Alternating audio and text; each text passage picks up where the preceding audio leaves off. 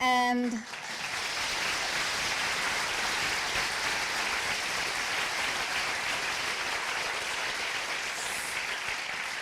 sorry. And before you start, I have a few questions just from curiosity. Because I understand that you find this also a very relevant question. And can you answer why you think this is very relevant? Oh, you have your microphone, so.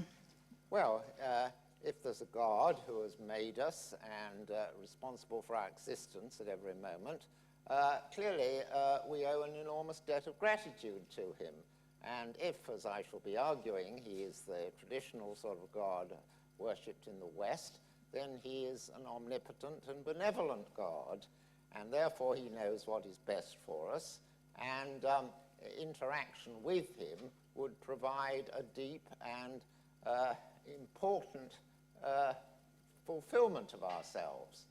And if there is a God, then that makes it a lot more likely that traditional Christian doctrines are true. And among those Christian doctrines are, of course, the doctrine of life after death. And this world, on that doctrine, is a preparation for life after death. And therefore, if there is a God, that makes it quite likely that our life on earth is temporary and a time of character formation when we can make ourselves a sort of person who would be worth keeping alive for eternity. Okay, I have to stop you here because I think you already started your presentation. But okay, that's really, okay, I believe you think it's very relevant.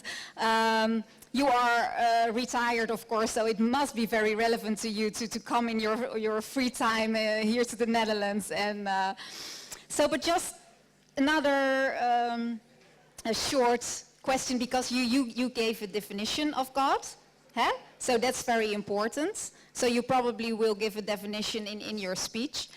Okay, well, I think I'll just give you the floor. I give you 20 minutes. I'll be very strict. So I have a timer, and the alarm, if you have 2 minutes left, I will tell you. And then afterwards, I give the floor to Professor Philipse. Don't turn the lighting down too much, because you all have a handout, and I would like it if you would follow on that handout. If you can't see, please tell them, and they'll turn the lights up.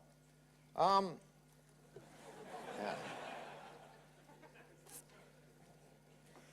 Natural theology is the arguments from the most general features of the universe to the existence of God. And Christian thought from the beginning until about the 18th century always affirmed that for people who wanted it, there was available a natural theology. That is to say, there were available good arguments from the general features of the world to the existence of God.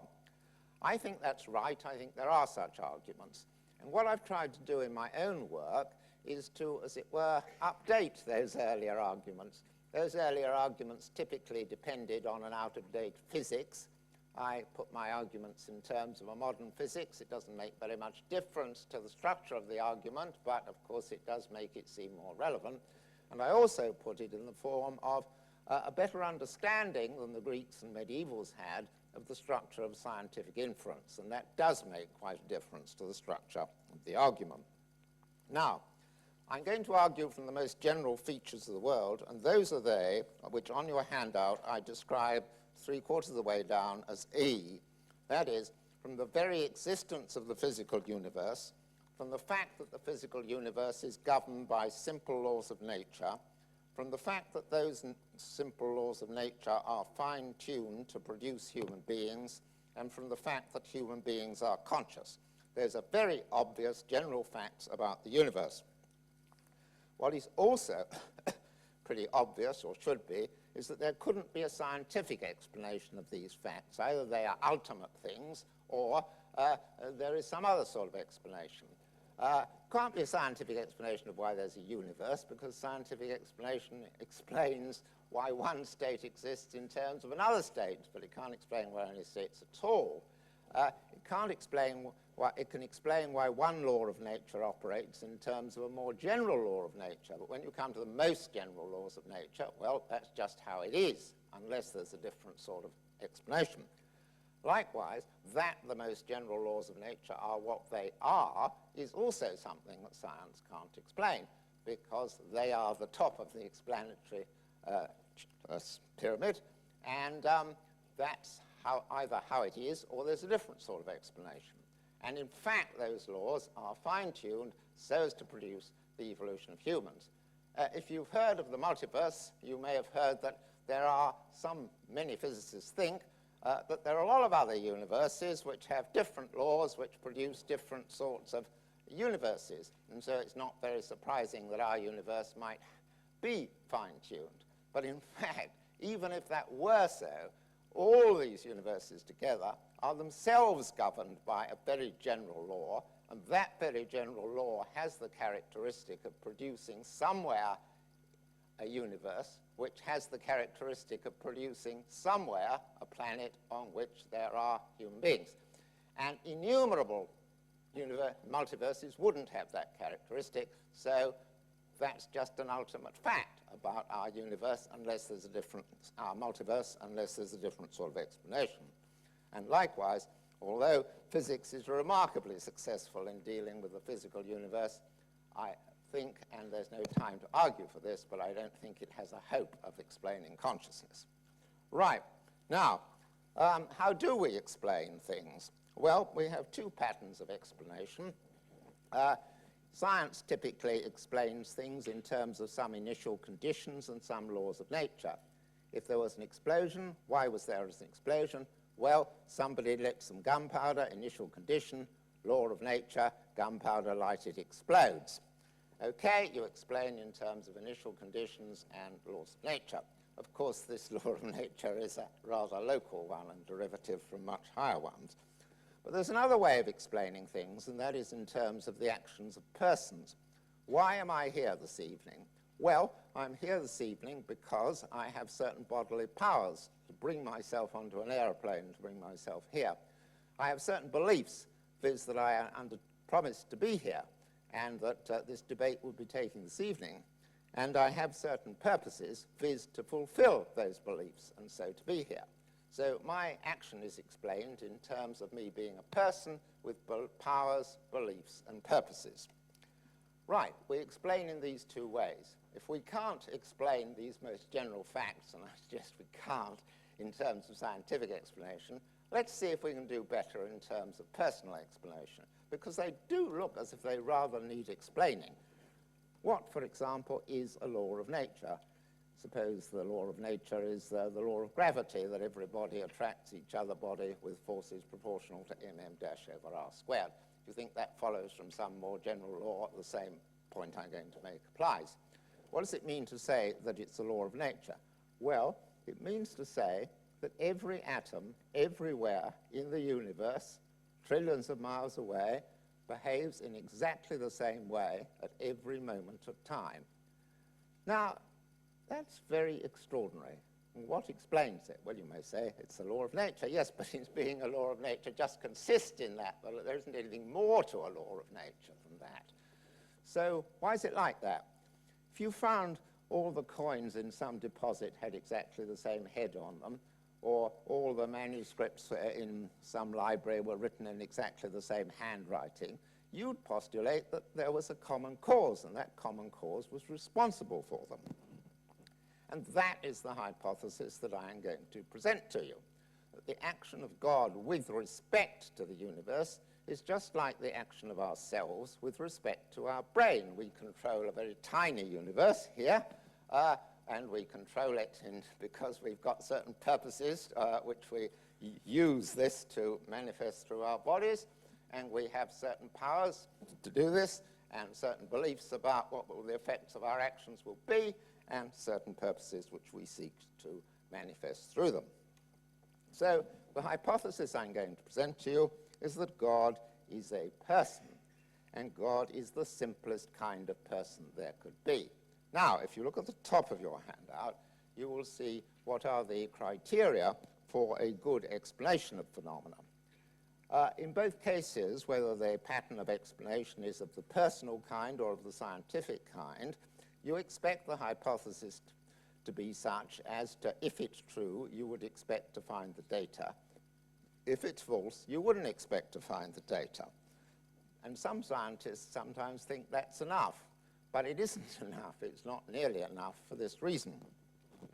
Let's have a little story of a personal explanation in terms of a detective. Suppose you're a detective investigating a crime. There's been a burglary. Some money has been stolen from the safe. Your clues are that a suspect, John, was seen near the safe at the time it was committed. His fingerprints, or one somewhat like it, were found on the safe, and money stolen from the safe was found in his house. Now, these are things you might expect if he had robbed the safe. On the other hand, there are things you wouldn't expect if he hadn't robbed the safe. Is this enough to prove he did it? Well, the defense counsel has a different story. The defense counsel says, the reason he was seen near the scene of the crime is he felt like going a walk in that direction. They weren't really his fingerprints on the safe, but somebody who had a grudge against him intended to put them on the, plant them on the safe.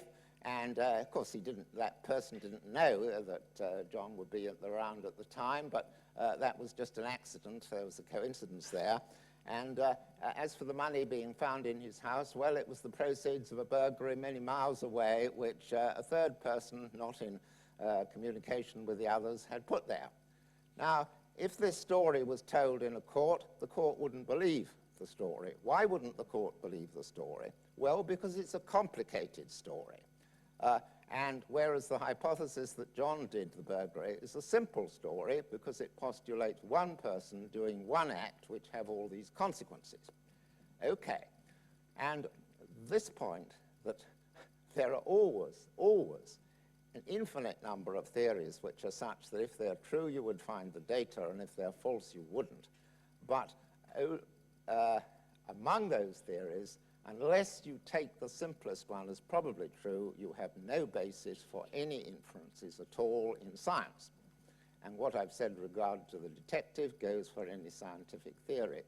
For any scientific theory which has a finite collection of data, and that's all you'll ever have, you can produce theories which are such that if they're true, you'll get them, the data, if they're false, you wouldn't, but which are some of them incredibly complicated and some of them very simple. And the simple one is the one most probably true. What does the simplicity of a theory consist in?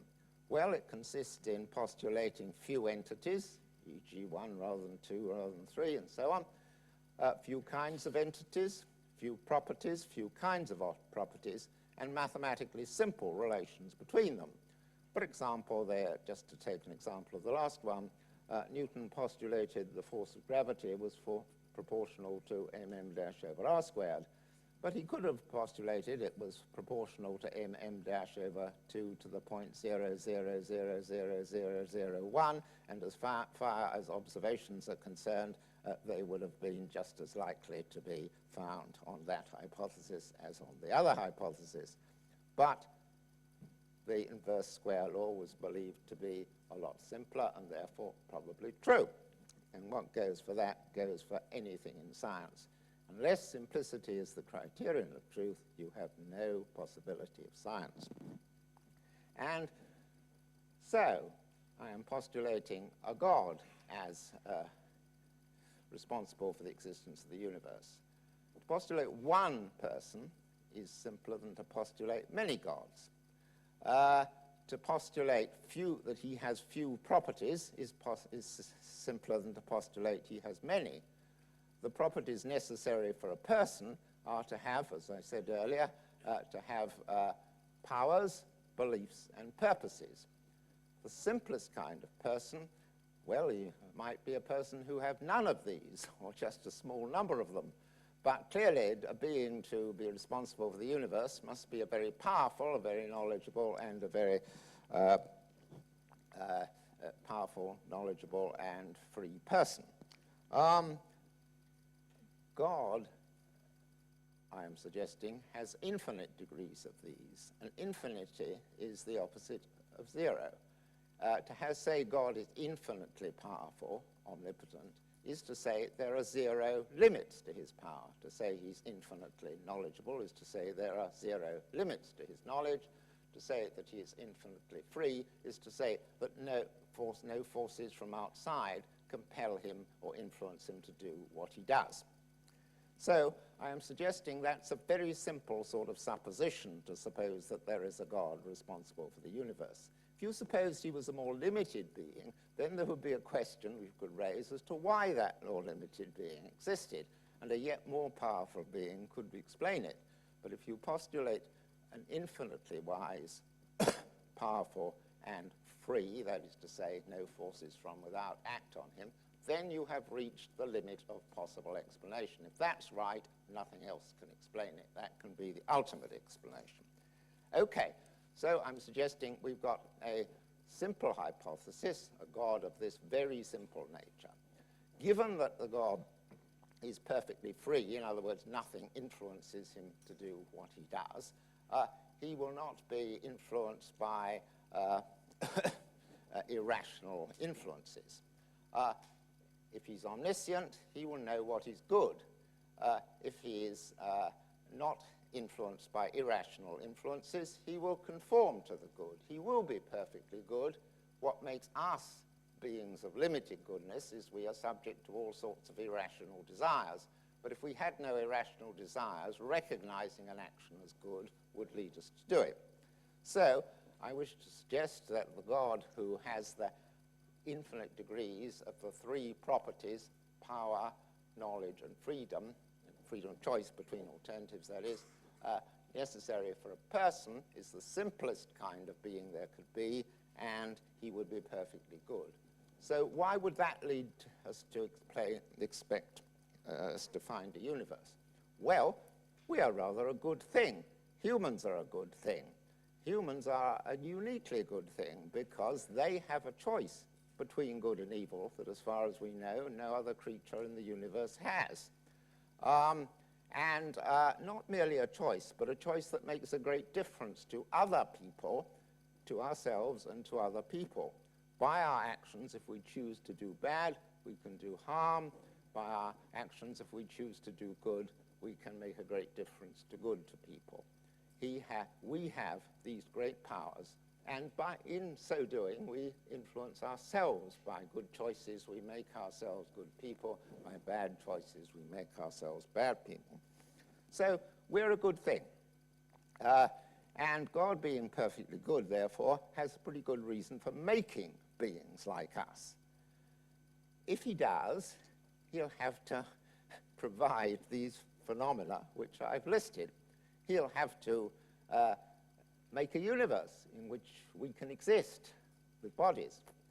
He'll have to make that universe governed by simple laws of nature, because only if it is can we understand what will be the effects of our actions, and so our choices will make a difference. If the universe was governed by very complicated laws of nature, we wouldn't know whether kicking somebody would benefit them or hurt them, whether sticking a dagger in them would give them great pleasure or would kill them, or whether giving, etc. You get the picture.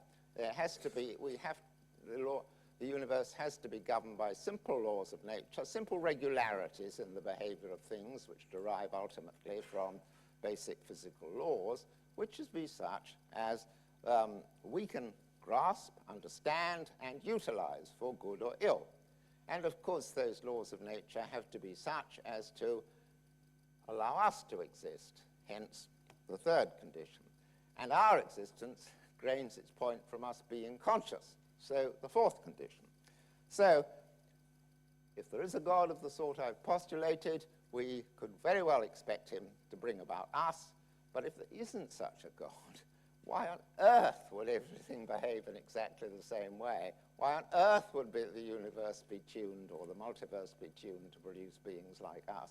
Or why on earth would you expect things to be conscious? It really is irrational, if you're a scientist, to say, I can explain everything in terms of these laws of nature, and I've got these laws of nature, and these consist of an enormous coincidence, and I don't know why they happen, and I'm not going to try and explain them. That is not a scientific attitude. There is a scientific explanation of the universe, and it's a theistic one in terms of the operation of God. So I commend to you traditional natural theology, slightly updated to lead to the same conclusion. Thank you.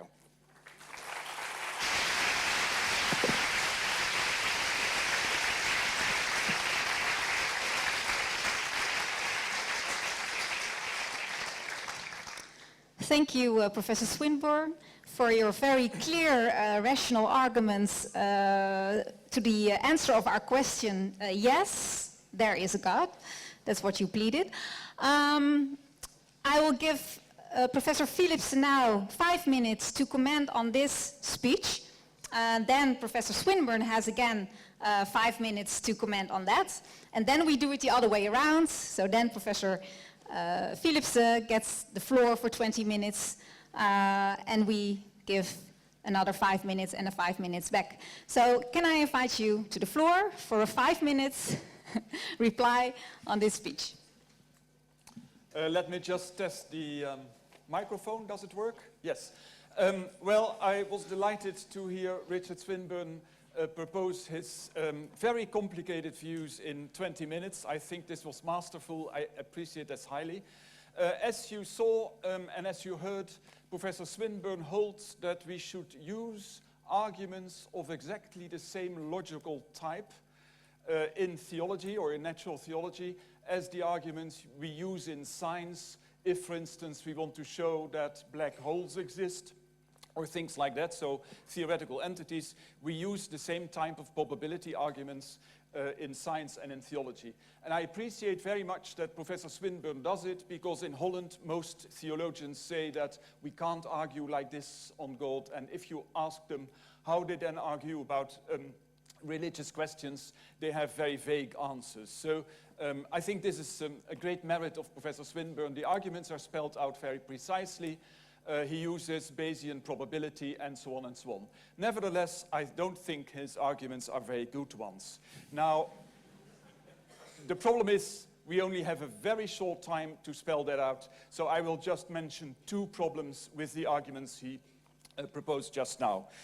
First of all, he thinks that the evidence to be explained by the personal explanations of a God is the evidence of the existence of our universe, which has certain characteristics like simple laws, like being fine-tuned for humans, and he claims that the fact that God is good means that he wanted to create humans because humans have this very interesting feature that they can choose between bad and good things, and this feature is very, very valuable. Now, I have one first problem with this type of argument. So the evidence is the existence of the universe. The idea is that this evidence will be explained by a causal explanation, which is also a personal explanation. Now, I think that causal explanations always presuppose that the cause precedes the effect. So the cause has to be earlier than the effect. And this idea of a causal explanation of the universe therefore presupposes that the history of the universe is a finite history. Now, many people accept that theory today because many of us are Big Bang Theory adepts. The competing theories, such as steady-state theories, were discounted when the background radiation was discovered in the 60s. But if we are Big Bang adepts, that doesn't mean that there are no meaningful cosmological hypotheses that stipulate that the world is infinitely old. And one of these hypotheses is the hypothesis of a bouncing universe. Now, I won't extend on this hypothesis, but this means that religious explanations of our universe have to presuppose that the universe is finite in time and therefore have to compete with scientific explanations such as the explanation of the bouncing universe. Now, you remember that Professor Swinburne held that the facts that he wants to explain as a theologian should not be facts that can be explained by scientific explanations as well, because then you run the risk that the theological explanation will be overhauled by a scientific explanation, as happened so many times in the past.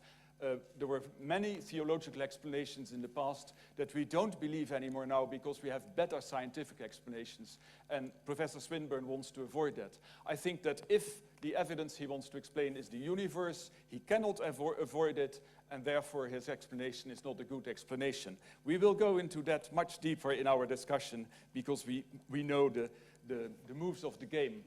Now, maybe I should just remind you of one important fact. When the Big Bang Theory was proposed in the first place in 1951, Pope Pius XII immediately embraced it and said, this proves that the Bible is right and that the world was created ex nihilo.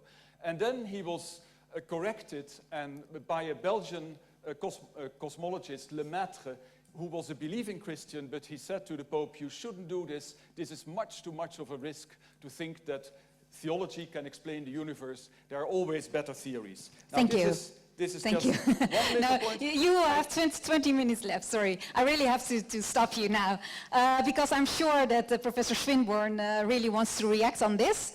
I'll give you also 5 minutes before we go to Professor Philipse again. No need for 5 minutes, I don't think. 1 minute is...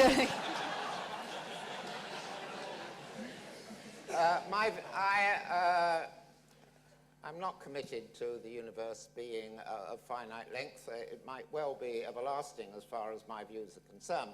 My views are dependent on God sustaining the universe at each moment of its existence, which may be everlasting, or it may have had a finite beginning. We don't know. My point is everything behaves in exactly the same way, whether that's been happening forever or whether it's only been happening for the last 15 billion years. Let's take an analogy. Suppose you come into a room and you find that there are a lot of dancers there and they're all dancing in perfect time with each other. And you say, why are they dancing in perfect time with each other? And you're told, well, they always have been dancing in perfect time with each other. That explains it. Well, of course, it doesn't explain it. You want to know why it's been going on forever. But if you then learn that, in fact, in the ceiling there is somebody pulling strings which ensures that they keep time with each other, and that's been going on forever, then that does explain why it's been going on forever. So, this is an explanation of the complete coordination of the behavior of objects, whether it's been happening for a finite time or forever.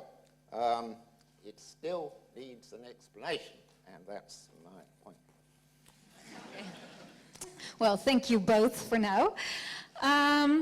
Professor Philipse, before I give you the floor, I have... No, you can stay, because I have the same question for you. Why is this a relevant question for you? Is there a God? I completely agree with Professor Swinburne that if there is a God, our life should be very, very different from when there is no God. First of all, if this God is indeed good, and if we thank our existence to him, we should have all kinds of moral obligations to this God, we should be grateful to him, and so on. I completely agree with Professor Swinburne that this is important. Whereas if there is no God, it would be a waste of time to go to church or to prayer and all these things. It would be an illusion to believe in an infinite afterlife, and humanity would be completely responsible for everything that happens, to the extent that the things that are happening are in the powers of humanity. For instance, religious people sometimes think that maybe God will solve the problems of global warming. I don't think that God will solve the problem of global warming. I think that they are very serious problems, and I think that humanity doesn't do enough to solve them, and that they are very guilty if they don't do enough to solve them. So I think that there is a big difference between the worldview, which presupposes that there is a good God, who in the end will save us, if not in this world, then in another world, and the atheist view that holds that, yes, we are alone and completely accidental projects of the evolution on this earth, on this planet, and that we are responsible for everything that is happening on the planet. I think these differences are enormous. Well, I give you the floor, you get 20 minutes.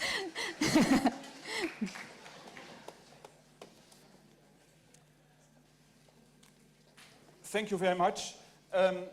What I shall do in my talk is make a difference between different types of questions, and I will locate the approach of Professor Swinburne within a framework of alternative approaches, and then I will propose some criticisms. But of course 20 minutes is not much, so I have to talk very quickly.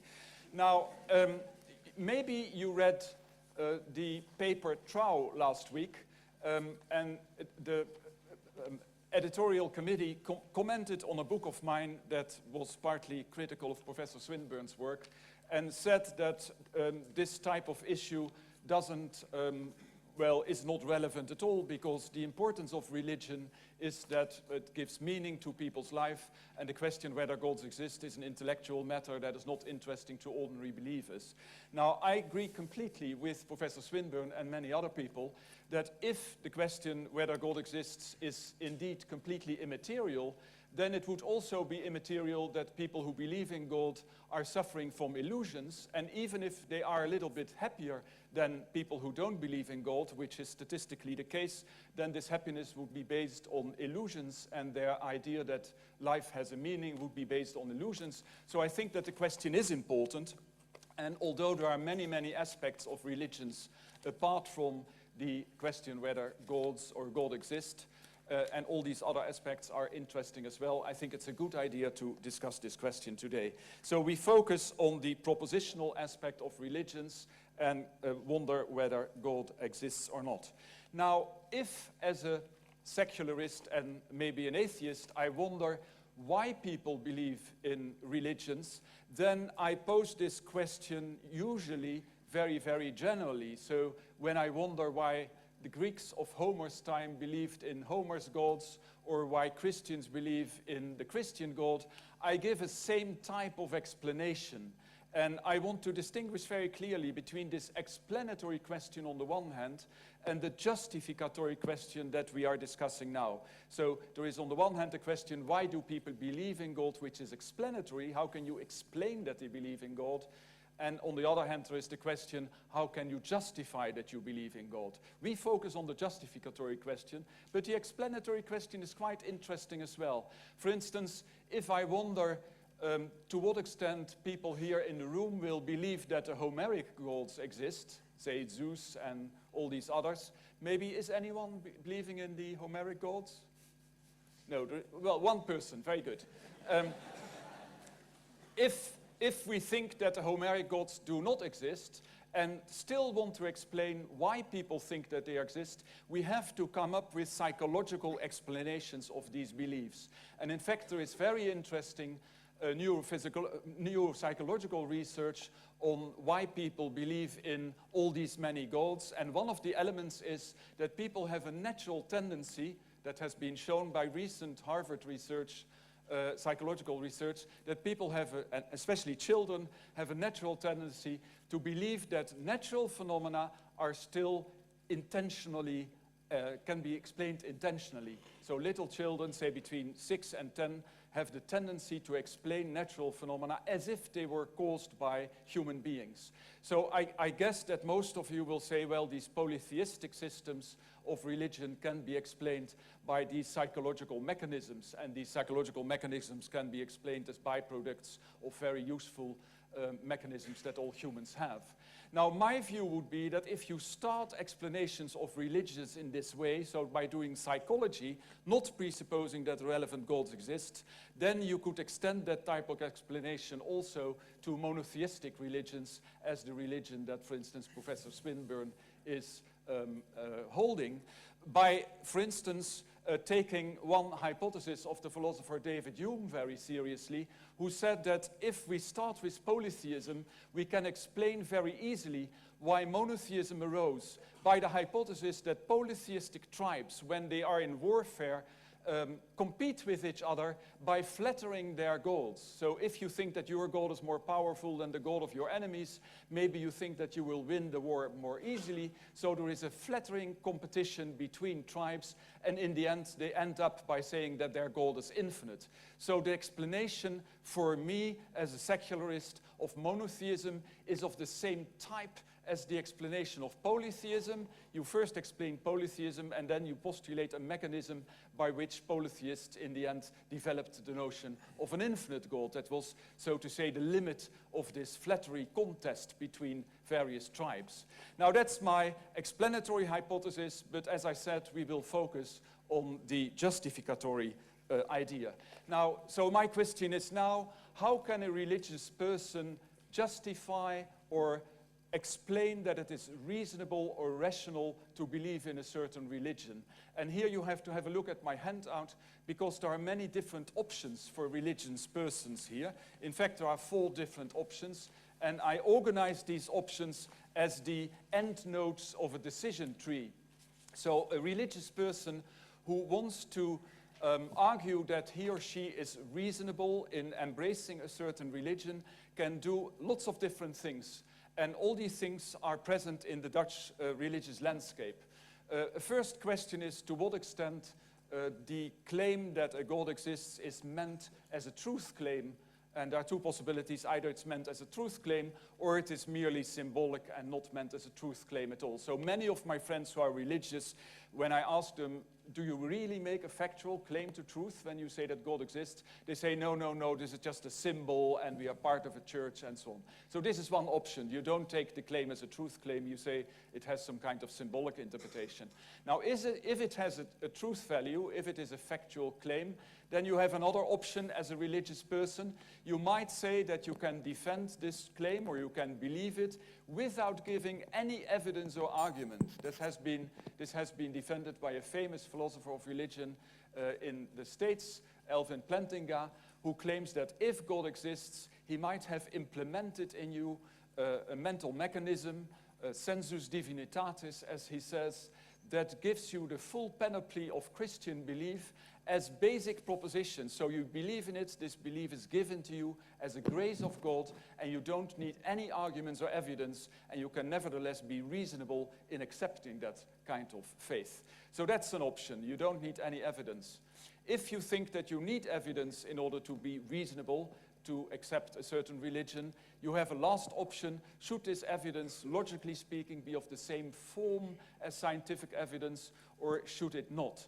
Now, clearly, Richard Swinburne has a strategy which you can locate in this decision tree. He thinks that the arguments for the existence of God are arguments for a factual truth claim, and that they should have the same logical form as scientific arguments for that, for the truth of a hypothetical theoretical entity or so. Now, let's now focus on this type of arguments, and they are probabilistic arguments. So the idea is now that the hypothesis that God exists makes the existence of our universe, which is our small planet at least is populated by humans, makes the existence of our universe more probable than alternative hypotheses. Now, interestingly, of course, there are lots of different alternative hypotheses here to consider. So you can't just say, I take only one alternative, the hypothesis of chance. The universe can be explained by chance. You have to discuss the relation between the theistic hypothesis on the one hand and a number of alternatives. For instance, if you want to explain why humans exist on Earth, well, you can, of course, say that that can be explained by evolution. You can also say that it can be explained by a theistic hypothesis, and you have to weigh these 2 hypotheses against each other. Now, Richard will answer in certain ways here, so we will go into discussion, because what he claims, of course, is that humans can be explained by evolutionary theory, but that in the end, the universe as a whole can be explained by a sustaining cause and not by a cause in time, and we shall discuss this more amply, I think, afterwards. Now, my claim would be that if really God would create our universe as it is, and if his main intention was to create human beings, as Richard thinks, then our universe would be very, very different from what it is in fact. Just look at the solar system. Humans occupy a very, very little planet in the solar system, planet Earth. If we look at the big planets of the solar system, they are very different. And let me just give the 2 examples of the largest planets. First Jupiter and then Saturn. Jupiter has 318 Earth masses, and it is a planet which consists of gas, and all life is completely impossible on Jupiter. Saturn is similar, a little bit smaller, 95 Earth masses, and life is impossible on that planet too. So if we only look at the universe we have and focus in on our solar system, and we wonder if a God, or whether a God who wanted to create a world in which humans would live, would create this solar system, then my claim would be a God who had really that intention would create a very different world. A world in which the biggest planets, of course, are populated by humans and are not completely hostile to life. So my view is that if God really created a universe, that universe would be very different from our universe, so that the probability that our universe is created by God is very, very low indeed, and even lower than possible alternative explanations. Now, let me go very briefly into the last point Richard Swinburne made, namely that his causal explanation of our universe does not presuppose that the history of our universe is finite. I said that if you want to give a causal explanation of something, you have to presuppose that that phenomenon is temporally finite, that there is a beginning of that phenomenon, so that the cause is preceding the effect. Now, Richard answered by saying that God is not a preceding cause of the universe, but is a sustaining cause of the universe. Now, this is a typical move that you find in religions. So first they propose a causal argument, and then when it is clear that that causal argument doesn't work, they change the notion of a cause from a cause that precedes the effect to a cause that is a very different type of cause, namely a sustaining cause. Now, if we reflect about sustaining causes, we have to wonder whether sustaining causes are always necessary. Does everything need a sustaining cause? Now, clearly there are phenomena that need a sustaining cause. For instance, when I play a violin and I make a tone, when I stop moving my arm, the tone will stop. So tones of musical instruments need sustaining causes. But there are other phenomena that don't need sustaining causes at all. For instance, according to Newton, if we accept his laws, a particle that moves in the same direction with a constant speed doesn't need another cause for its movement. It just goes on moving without any cause.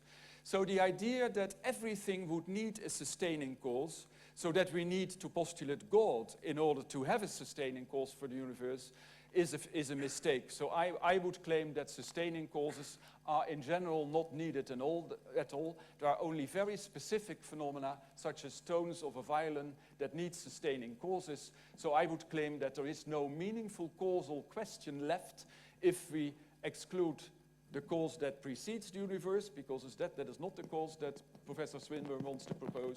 And if he then moves to sustaining causes, I would claim that sustaining causes are not necessary at all. So there is no meaningful hypothesis left that has an explanandum that is really worthwhile. Now, there is much more to say, but I think I'm nearly at the end. 5 minutes. Still 5 minutes. Very, very good. Let's go deeper into the matter then. So, in my book on the existence of God, I developed a strategy of arguments against the type of Swinburnian view on religion, and I call this strategy a strategy of subsidiary arguments. So, my first argument is a very strong one, and if that's accepted, the whole discussion falls flat. There is no discussion needed anymore, because my first argument is that the very notion of God, as defined by Swinburne, is a completely meaningless notion. And the reason is that I accept a certain view on mental predicates. When we attribute mental properties to other people, for instance, we rely on behavioral criteria. We think that we can only attribute, say, the property that someone is courageous when he shows certain forms of behavior. So we need bodily criteria in order to attribute mental properties to people. When I think that someone is very clever, I think so because he is answering questions very cleverly. That's also a form of behavior. Now, in the definition of God that Professor Swinburne proposes, he first attributes lots and lots of mental properties to God. God knows all kinds of things. He is free, he decides things, and so on. And then he says, but God is bodiless. But now, if you say that God is bodiless, you say that there cannot be any behavioral criteria for attributing mental predicates to God, and by doing that, you deny a necessary condition for meaningfully attributing mental predicates to anything, namely that these things can behave in certain ways. So the very notion of God that Swinburne proposes is meaningless, and it is interesting to note during dinner we talked about one of our colleagues in Oxford, Tony Kenny, who is a Wittgenstein expert, and Tony Kenny had this view when, about 30 years ago, he had this view that the traditional notion of God is meaningless, and he still has this view. Professor Swinburne was a bit disappointed that he didn't change his view, but I said maybe the view is just true. So my first claim is that the very notion of God, of which Professor Swinburne wants to prove that he exists, is a meaningless notion. This is my most far-reaching claim. Now, I have a little bit of a less far-reaching claim. Professor Swinburne thinks that you can apply probabilistic arguments. So he must be able to say that he can define or he can make out what the probability is that God would want to do certain things. Now, my view would be, and that's the view of many Christians, that the intentions of God, if God exists, if God would be a meaningful concept, and if God exists, that we cannot fathom the intentions of God.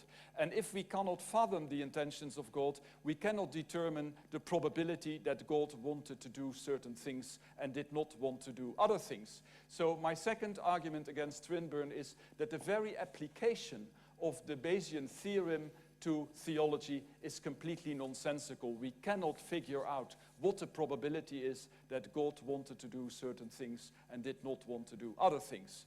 And we agreed that we did not want to discuss the problem of evil because that's very complex, but many Christians, when they have to answer to the problem of evil, they answer that God's intentions are unfathomable. Well, when that is true, we can't apply probability theory at all here. So that's a second argument, which is less far-reaching than the first. The first argument was that the very notion of God, as Swinburne defines it, is meaningless. The second argument is that if this notion is meaningful, we cannot determine God's intentions, so we cannot apply the type of probability theory that Swinburne wants to apply. Now, let's now come to the problem of simplicity. Professor Swinburne thinks that simplicity is a criterion of truth. And that's very important for his view, and let me explain why it is important for his view. If we can only compare various hypotheses by comparing the likelihood of these hypotheses, that is, comparing how likely it is that given one hypothesis, the evidence will be produced, and given another hypothesis, the evidence will be produced. If that is the only thing we can do in probability theory, then we cannot conclude anything about the probability of these hypotheses. Let me give an example. Suppose you have 2 minutes left. 2 minutes. Well, the example will be very brief. Suppose that I'm in love with a certain lady in my case, and I'm driving my car through town, and I hope that all the traffic lights will switch on green at the very moment that I arrive, because I'm so enamored with my lady friend and I want to get to her as quickly as possible. Now, that's in fact what happens. All the lights turn green when I arrive with my car. I have an explanatory hypothesis for this, namely that Eros, the Greek god of love, exists and is likes me a lot and wants to favor my love affair. Now, this is a very simple hypothesis, but no one will accept it, I guess. All of you will accept a much more tricky hypothesis, namely that this is just an accident that all the lights turned green. So it's chance by chance that we can explain it. It's not. So the most simple hypothesis here is certainly not the one that we will choose. And that's because we have lots and lots of background evidence. We don't only evaluate hypotheses with regard to whether they make the evidence probable. We don't only use the criterion of simplicity, but we use also other criteria, namely, given our background knowledge, is this hypothesis probable or not? Now, my question to you would be, given all the background knowledge we have on brain sciences and so on and so on and so on, how probable would it be, according to you, that a conscious being could exist that is completely immaterial, so is bodiless, doesn't have a brain? Now, my view is that the probability that a conscious person exists and is bodiless is very, very low given our background knowledge, and that means that not only simplicity is a criterion for evaluating the prior probability of hypotheses, but also our background knowledge. And on the background knowledge, theism performs very, very, very badly. Now, of course, I know Richard's answers to these objections, but you will not know them, so he has now, I guess, time to explain them.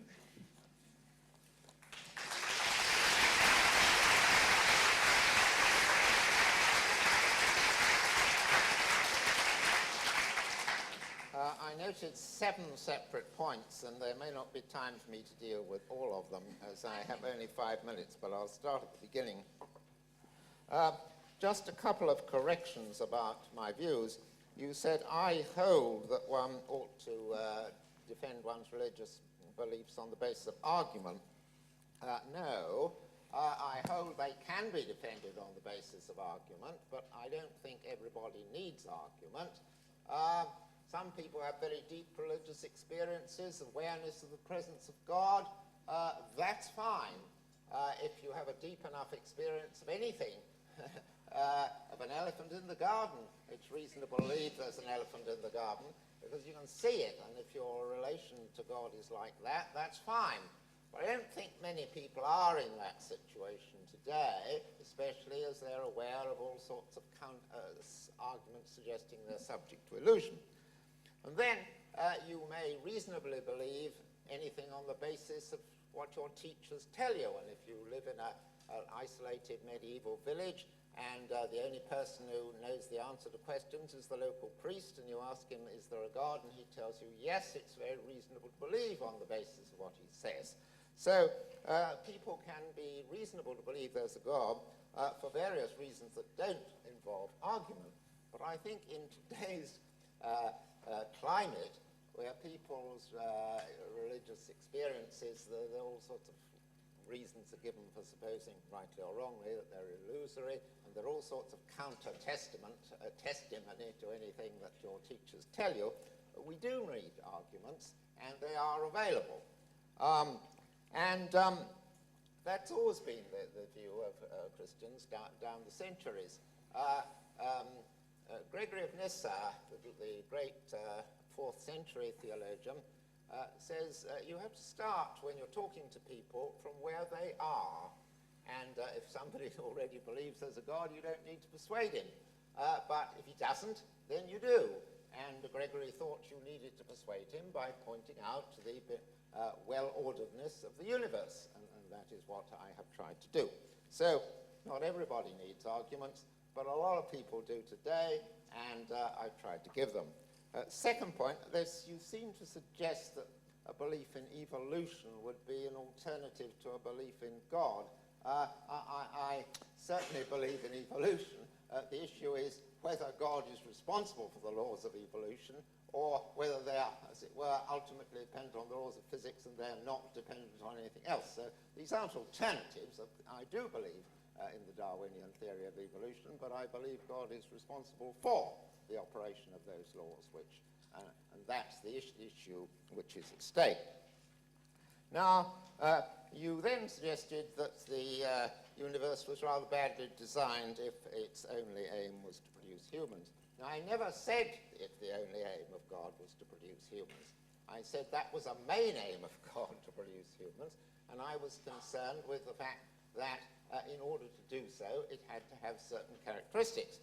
But there are a lot of other good things in the universe.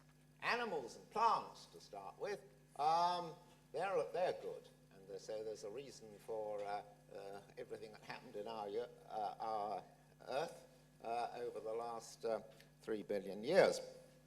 But the universe itself, the inanimate universe, is a marvelous thing. It's like a dance. It's a living sculpture.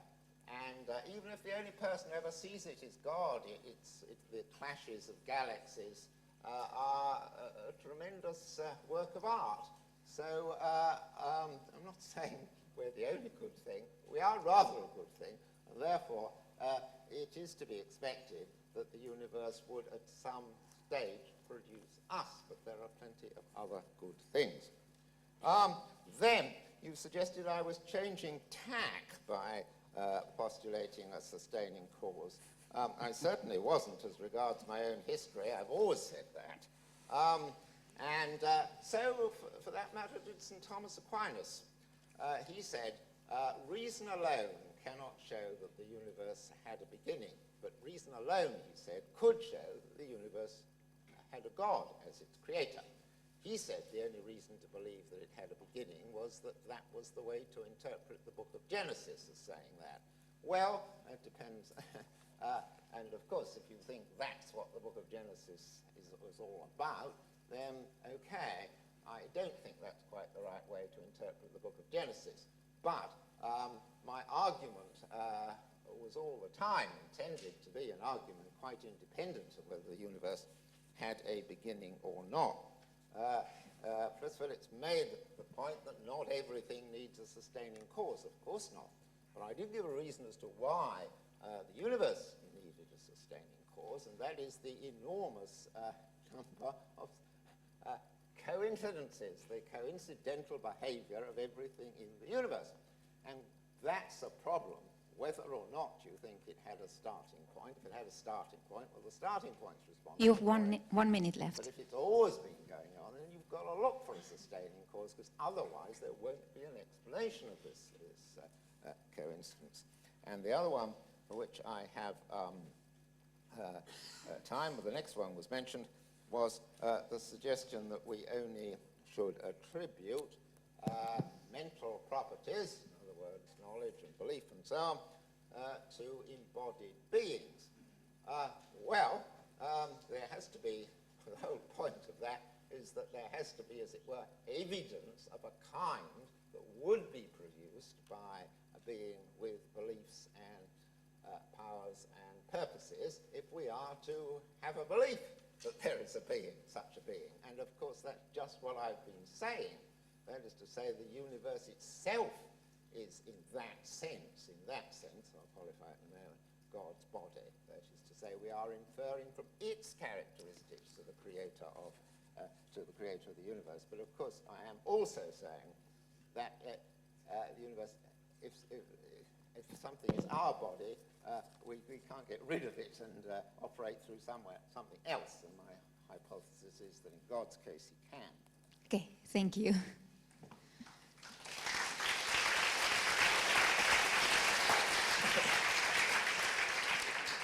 You have another 5 minutes to respond to this. Yes, Professor Swinburne proposed 5 of his 7 points, so I will take 1 minute for each point.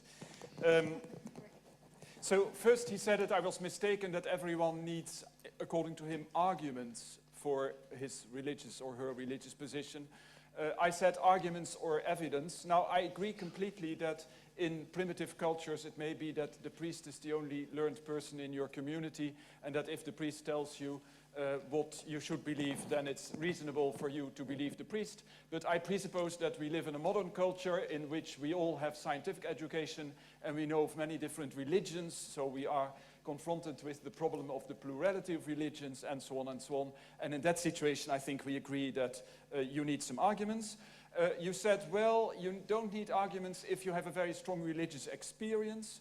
In my book, I argued that the very notion of a religious experience of God as defined by Professor Swinburne is completely nonsensical. We can't imagine anything that would count as a religious experience of that person. But I cannot, unfortunately, develop this argument here because there's only 5 minutes. Now, the second point, I completely agree. Professor Swinburne accepts evolutionary theory.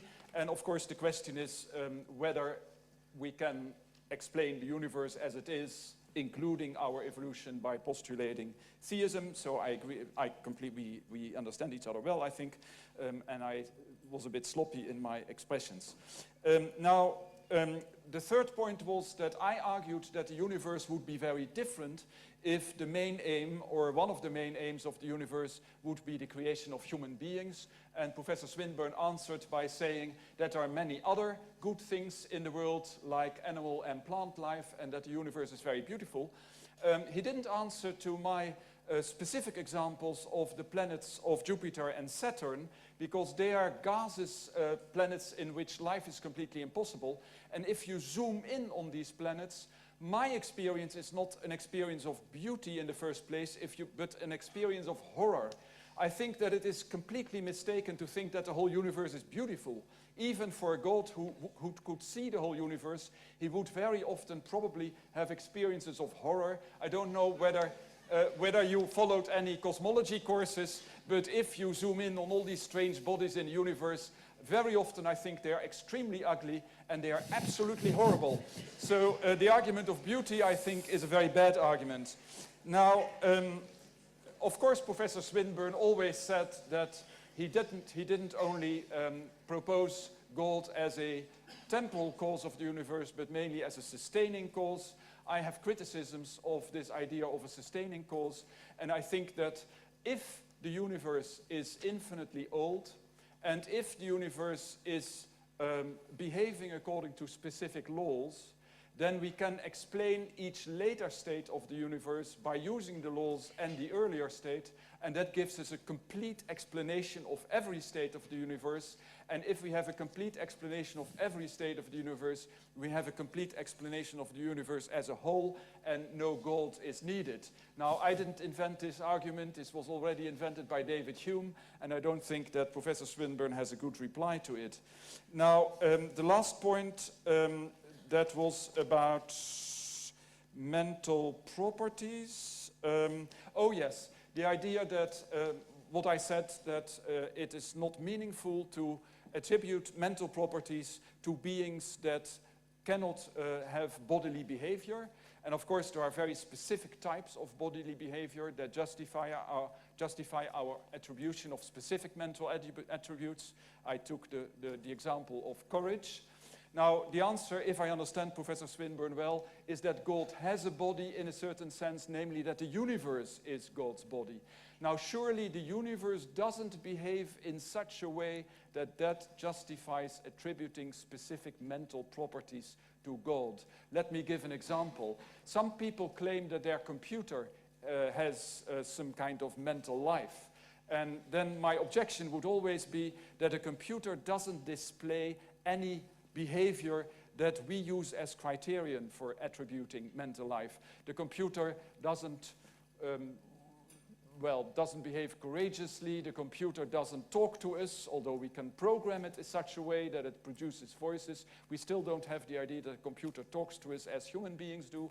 So we use specific types of behavior as criterion for attributing mental properties, and my claim would be that the universe as a whole doesn't have this specific type of behavior at all, if it has any type of behavior at all, because the universe is a big thing, and whether we can say that it behaves in certain ways, well, maybe, last remark, because time is up, what we could say is that the universe behaves if the hypothesis of a heat death of the universe is a good hypothesis that is embraced by most cosmologists nowadays. The expansion of the universe will go on and on and on, and in the end the universe will die in the sense that it will be colder and colder and colder everywhere in the universe, so that life will be completely impossible. Well, that's a behavior of the universe. You might call that a behavior of the universe, but certainly that's not a type of behavior that justifies attributing mental properties to God, even if he created that universe. So that's it. Okay, thank you very much. You both. For maybe you can give them a final applause.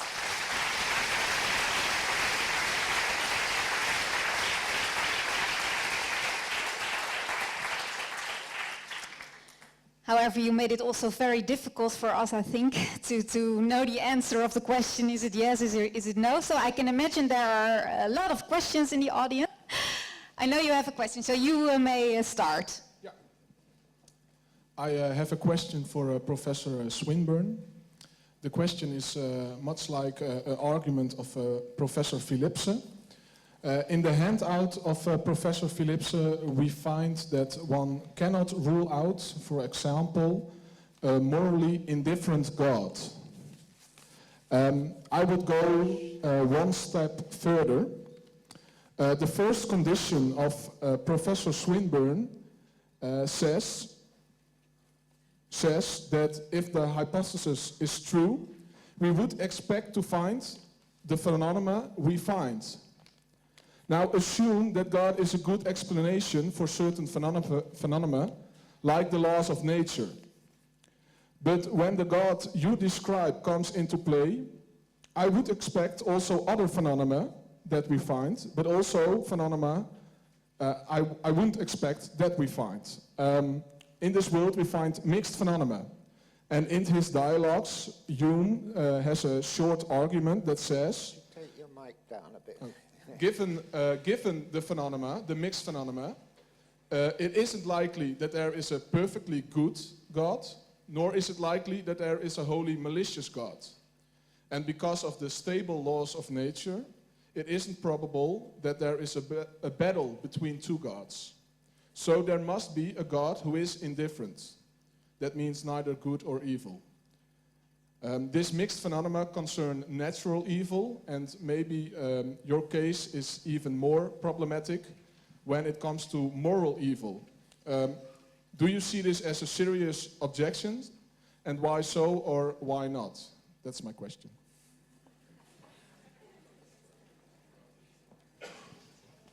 Well, I knew this question would arise.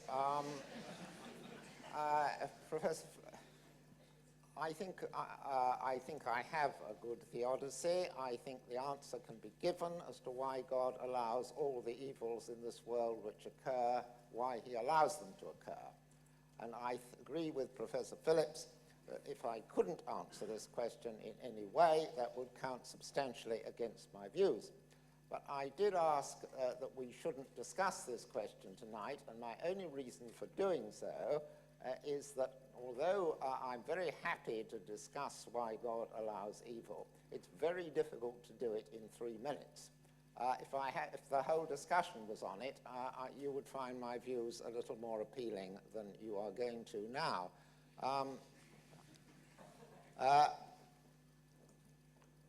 If God is to be generous to us, he is going to give us responsibility for each other.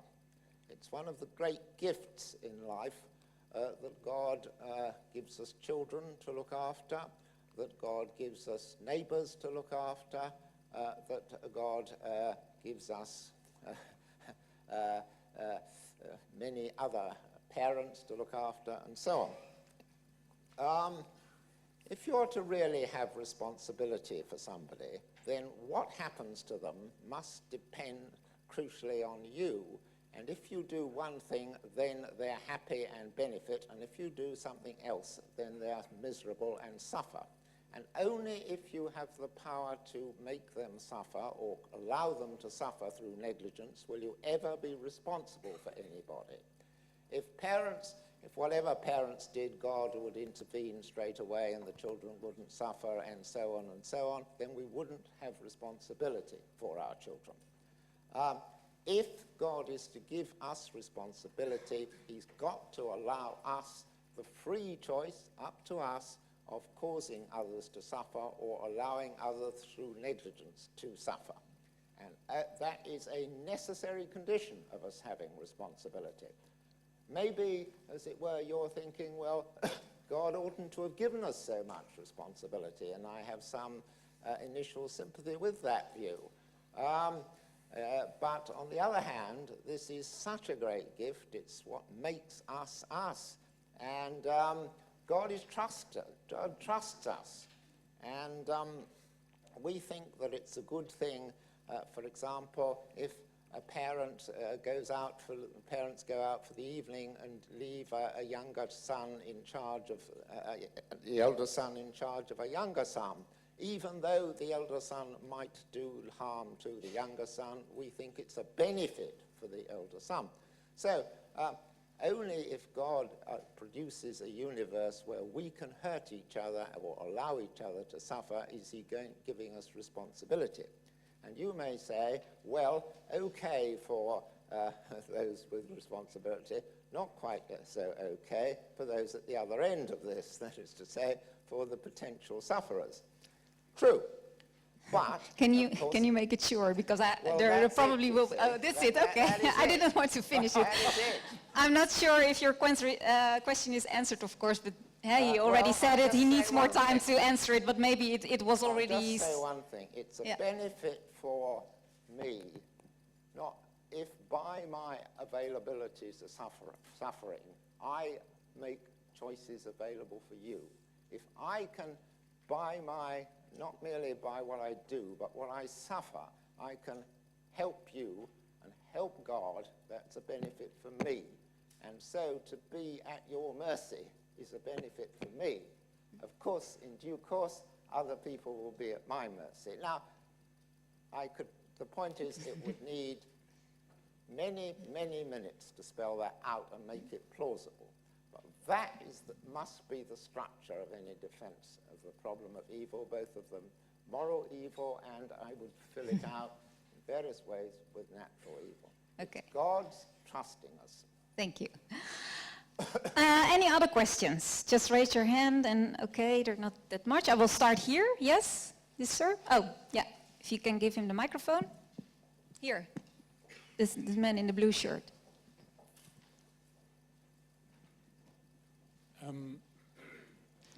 Can you make it short? Just Yes, make I'll a try to short make it question short. and they will give a short, strict answer. We will both do our best. Your reasoning is very anthropocentric, saying that God created humans, and in order to create humans, he had to create a universe, and everything was purposeful. We have consciousness, we can do good or bad. Yeah. Now, recently, in the last tens of years, we have found scientific proof of primates being capable of good and bad, having choice and having culture. They know when they are teasing, they know when they shouldn't be doing stuff, and this is supported by proof. One of them is Frans de Waal, who has supported this with many experiments, and I think it is credible. Would you then say that chimpanzees would have to believe in God as well and understand how they would have to go to church? I don't think that this has been discovered for primates. What I mean is, I don't believe primates have consciousness of things being good, ought to be done in the sense that we think they ought to be done. Now, we can't argue about this, but if I was wrong about this, if they really did have moral concepts, then my argument would apply to them, yes, certainly. So they would have to know God. Great, thank you. I saw there were some other questions there in the back. Some for Professor Philipse. Yeah, maybe to Professor Philipse. He is enjoying this, this type of questions. That's the way it always happens.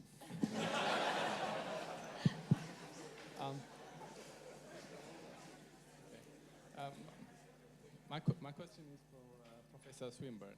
Can you speak into the mic? Yeah. My question is for Professor Swinburne. Again? Okay. Even if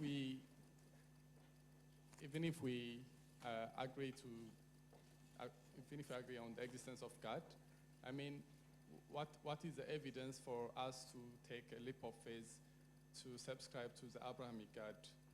From Subscribe Christianity to the Abrahamic God. To the Abrahamic God. I mean, there are layers of reason. I mean, Yeah, I get your point. What's your point then? Well, we weren't discussing that this evening. I have written quite a bit on this matter elsewhere, and I can only refer you to what I have written elsewhere. But I think there are good reasons to believe that Jesus was God incarnate, and various other things follow from that. But I'm not going to give you those arguments this evening because it would need another session. But clearly, what I have said this evening is necessary. There should be a God if we are to have further beliefs about what he has done in history. And it needs further arguments. But if the arguments show there isn't a God, then he hasn't done anything in history. So we need this as a starting point. Okay. Oh, yes, many more questions. Good. Here is, oh, sorry, the guy in the back, he was first. Yeah.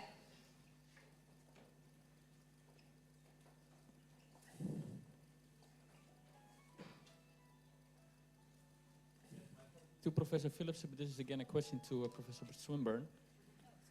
It pertains to the theory of the meteorite that made the dinosaurs go extinct. if a contingency, like a meteorite hitting the Earth, was a necessary precondition for the evolution of intelligent mammals like us, doesn't that make the fine-tuning argument a little less probable? Did you hear the question or not? The question was if a meteorite landing was necessary for the evolution of us. All that the universe being fine-tuned for the evolution of humans means is that the laws of nature have, you probably know all this, the Big Bang that started our universe, or the universe, or at any rate our universe within the multiverse, the Big Bang had to have a very certain velocity and a certain density, and there have to be very precise values of the constants of the laws of nature if humans are to evolve. These are necessary conditions for the evolution of humans. But you rightly say that on some planet or other, as it were, certain other events have to happen. Sure. But if that didn't happen, then who knows, perhaps humans will have evolved elsewhere. I'm not saying that, all I'm saying is the universe is designed so that humans can evolve somewhere, and it's very probable they will evolve somewhere. If they don't evolve here, they'll evolve somewhere else. If they do evolve here, they may evolve somewhere else as well. Maybe there are humans on some distant planet, and the same sort of argument would apply to that. But clearly, the laws of nature, although very finely tuned, they are subject to a certain amount of chance, a certain amount of variations within the quantum limit. And if by very considerable chance everywhere, as it were, the process towards an evolution of humans was stopped in some way, then God would have a reason to intervene in that. But I don't see any reason to postulate that he did intervene, because the processes which led to the evolution of the dinosaurs, if they hadn't happened, then some other process would have led to the dinosaurs being eliminated 10,000 years later, or 10 million years later. That crowd couldn't possibly have lived on Earth for too long. There just wouldn't have been any vegetation left for them. So I think they'd have gone eventually, and we'd have turned up. But if we didn't, then they would have done, the universe is fine-tuned to produce humans somewhere, and probably in quite a lot of places. Okay. Is there anyone with a question for Professor Philipse? Because we don't want to make it too easy for him, or? I have a very brief comment on dinosaurs. Oh, okay. Well, on dinosaurs. Can it help us? Yes, so my very brief comment on dinosaurs is that we always think that dinosaurs were all these very, very, very big animals that ate plants so quickly, but that's not true. Most of the dinosaurs were very small. Just a minor correction. Okay, thank you. Thank you very much. We could have co-lived with them. So, does anyone has a question for Professor Philipse? Yes? There? Yeah?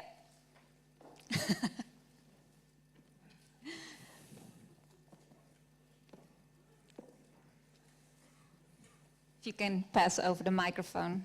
Yeah, just give it to him. And give it back again. Question for Professor Philipse. You said that Jupiter is an ugly planet, but is that not a naturalistic fallacy? Because how do you know what is ugly or beautiful or good or wrong morally? So I would say you only know because the maker says it is ugly or beautiful, or you say, what did you make that ugly or beautiful? You can, I think it's a naturalistic fallacy to say something is ugly or beautiful.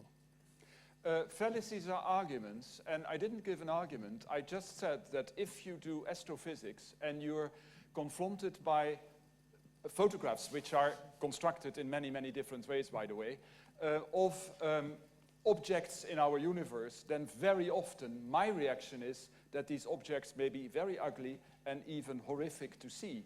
Now, When we see Jupiter from a big distance, Jupiter seems to be very beautiful. But if you zoom in and you suppose that you're on a satellite that moves into the gas atmosphere of Jupiter, I think that you will very, very quickly discover that your experiences of beauty will disappear just before you die.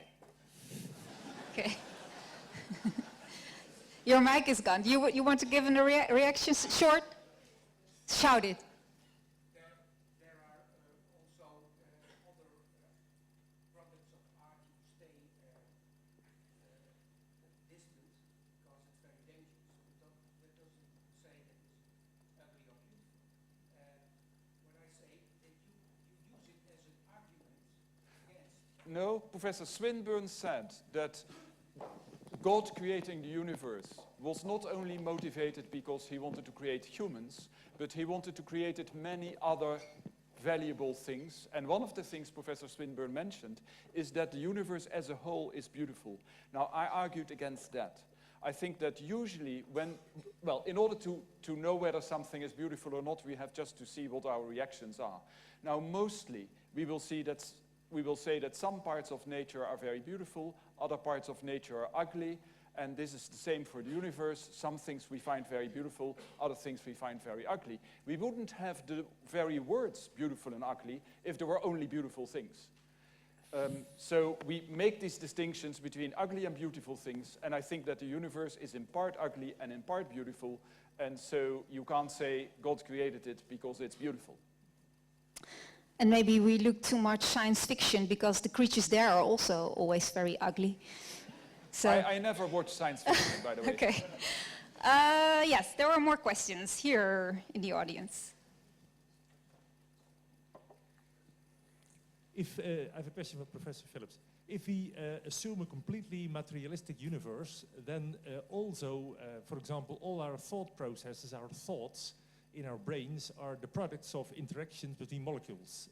They are incredibly complicated, no doubt, but that's basically what we have to assume if we assume a materialistic universe. What process could have brought about the fact that this complicated chemistry has somehow created the concept of God, even the word, in our minds, so that we are even talking about it here and now, actually, if such a thing as God doesn't exist? So your question is, what can have produced in humans the notion of a God if God doesn't exist? Now, so there are two questions. So first of all, the question of materialism is extremely complex. So what is the relationship between our mental properties on one hand and our brain properties on the other hand? I would suggest that we organize another session for that, because that's very complicated philosophically. But the other question you raised is how to explain that people developed the notion of God. Well, I went very briefly into that at the very beginning of my talk, when I said that psychological research reveals that young children have the tendency to interpret purely natural phenomena in intentionalistic terms. Now, that leads to, I would say, that leads easily to animism and to polytheism, and then there is a mechanism that leads from polytheism to monotheism, namely this Humean hypothesis of tribes that compete in flattering their gods, and in the end they form the notion of an infinite God, which is the natural endpoint of this contest of flattering. So I think there is a perfect natural explanation, first for polytheism, and monotheists have to accept such an explanation as well, unless they claim that God deceived humanity on purpose by sowing into their brains these polytheist ideas. I think most monotheists will not say that. So according to monotheists, the explanation for polytheism must be like the explanation I give for polytheism, a naturalistic explanation, and I merely extend it to monotheism as well, which has the advantage that we have a very simple explanation for all religious phenomena. Now, if it is true, as Professor Swinburne says, that simplicity is a criterion of truth, then surely we should prefer this explanation to the one that God has given us his ideas about him and so on and so on. Okay. Other question. Ooh, where do I start? I think you already had your finger here. Sorry, on the third row.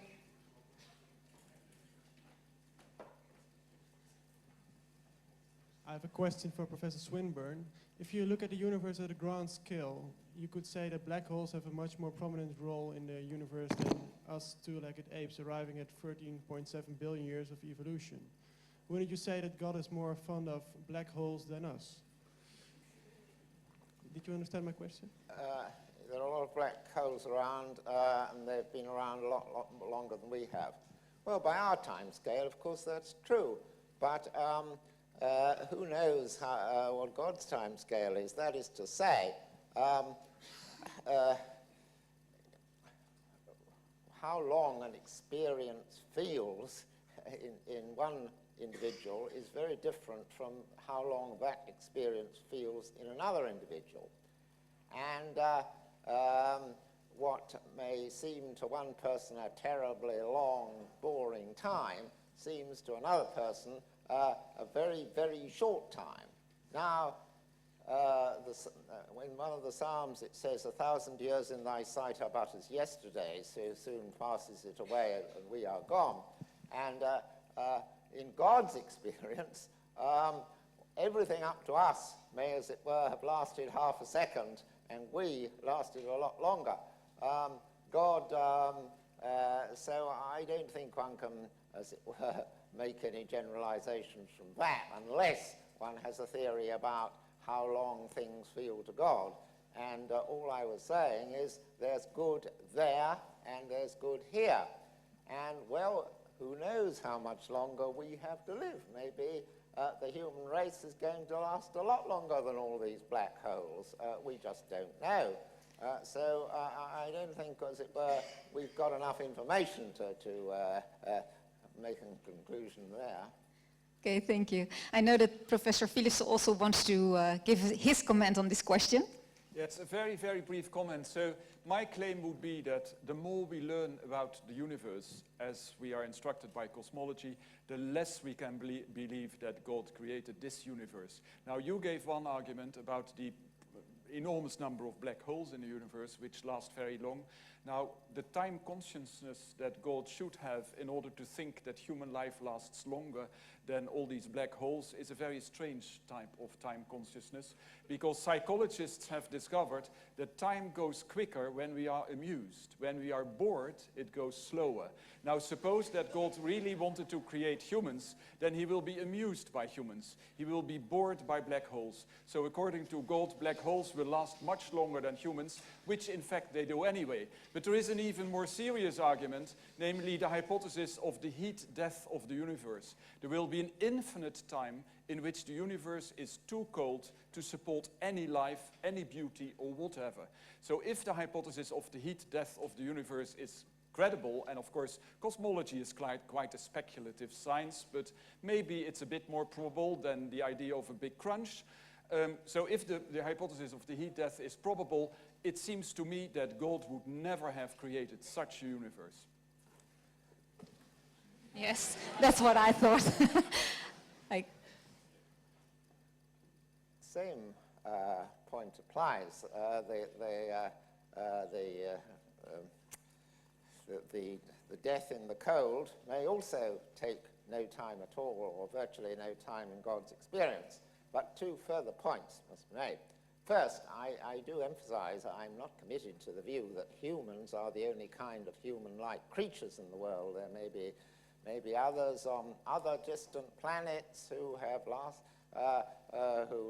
who lived before we did, and others on other planets who live after we do. But also, of course, there are other arguments which we haven't discussed this evening for a particular kind of religion. I refuse to take the argument further than to simply an argument for the existence of God. But of course, all the major monotheistic religions have claimed that life on this earth is a mere prolegomenon to a future life in a distant place, different place. And if that's right, then, of course, we would not expect it necessarily to go on forever here. There is good in many, many millions of us having the opportunity to form our own characters and decide on the sort of people we are to be while we live on this earth. But when we have formed those characters, God has a reason to take us to a different sort of place suitable to our characters, and that has been the teaching of Christianity, Islam, and on the whole Judaism. And I do think that, as it were, bare theism needs a bit of filling out, and that is the filling out to giving. And alas, for reasons of time, I cannot give particular arguments for Christianity, but I do point out that those who have believed in God have believed these also things, and these are the things that one might expect God to do, because if we really have made ourselves worthwhile people to keep in existence, then, if my arguments to a good God are correct, one might expect him to do that, and therefore the mere death in the cold of this universe is no reason to suppose that that's death in the cold of us.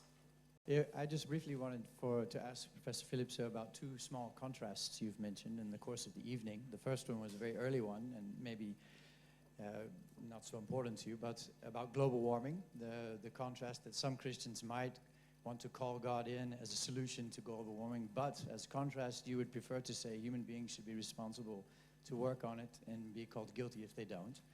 The other one's already been mentioned, that while Professor Swinburne finds the beauty of the universe very fitted to God, an idea or an explanatory idea of God as creator, you contrasted that with the idea that sometimes it's horrifying, and sounded as though you meant then threatening to life. I myself find God still a very appealing and simple justification for the claim that human beings should responsibly work towards solving global warming and be held guilty if they don't. And also for the idea that you could look at the universe and find some things are beautiful and other things horrifying when threatening to life. So I was just wondering, what would be your underlying symbol explanation for the moral claim here and this other one to justify the emotional horror about threat to life? I completely agree that many Christians will take complete responsibility for things such as global warming. So the contrast I made in the beginning was an answer to Martina van Velen's question, why I thought that this was important. And I said that if you think that God is almighty and might interfere, then the temptation will be to think that he will set things right in the end. When you're not believing in God, you don't have that temptation. There is no flight from human responsibility possible. Now, I'm not saying that the majority of Christians will react like this, but if you do a survey, a statistical survey, there are many people, for instance in the States, who are very Christian. Take Rick Santorum as an example, who thinks that climate change is complete nonsense, and I think that it has to do something with his religion. So I'm not claiming that all religious people will think like that, but I'm claiming that it is a temptation to think like that. And many Christians do. Okay. Well, thank you very much, Professor Philipse, Professor Swinburne. Yes, thank you very much.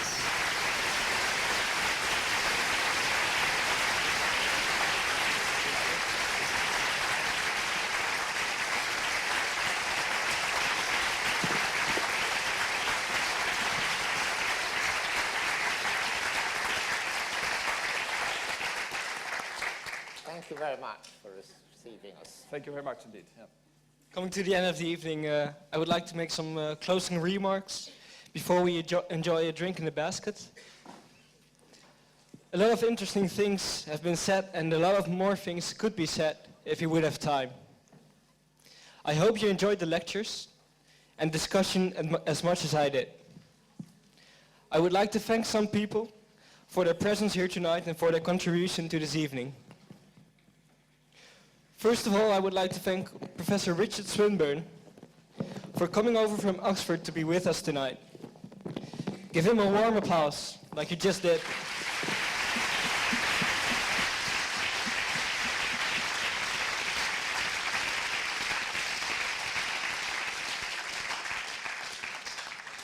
Since flowers wouldn't really be practical on your flight back on Wednesday, we decided to give you some Dutch delicacies. I hope you enjoy them. Of course, I'd also like to thank Professor Herman Philipse for his presence and his lecture. Give him a warm applause.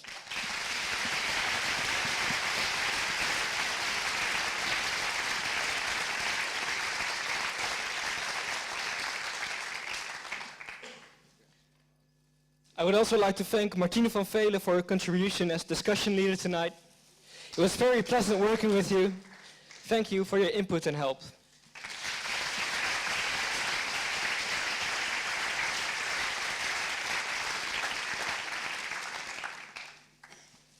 There are a few other foundations and people I'd like to thank before we head off to enjoy a drink. I would like to thank Stichting Zonnebeelden and Stichting Amarna for their generous grant to this evening. And last but not least, I would like to thank the entire Veritas team for their hard work and to make this a successful evening. An applause, please.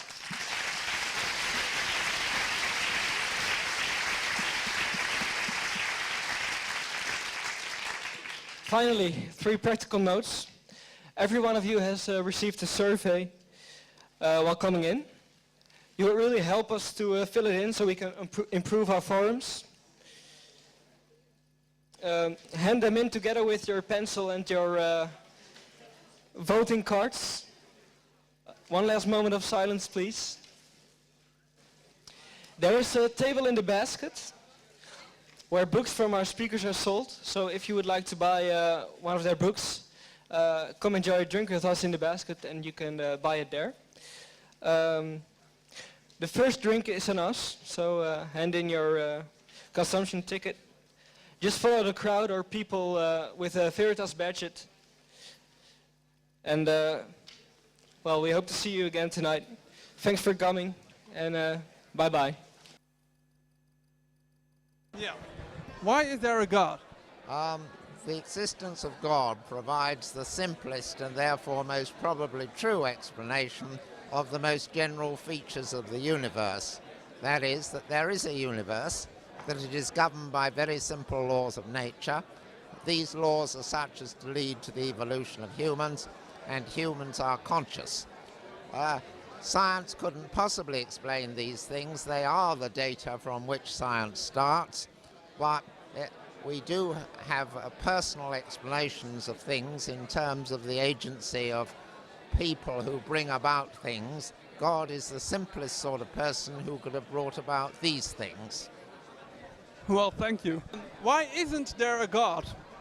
Now, of course, the first question you have to answer is, how do you define a God? And there are many definitions that humanity has proposed. Now, most monotheists think that all these gods, like Zeus and Poseidon and so, do not exist, and their own God exists, so they make an exception for their own God. I think it's more fair and more probable that if you think that no other gods exist, that your own God doesn't exist either. Well, thank you.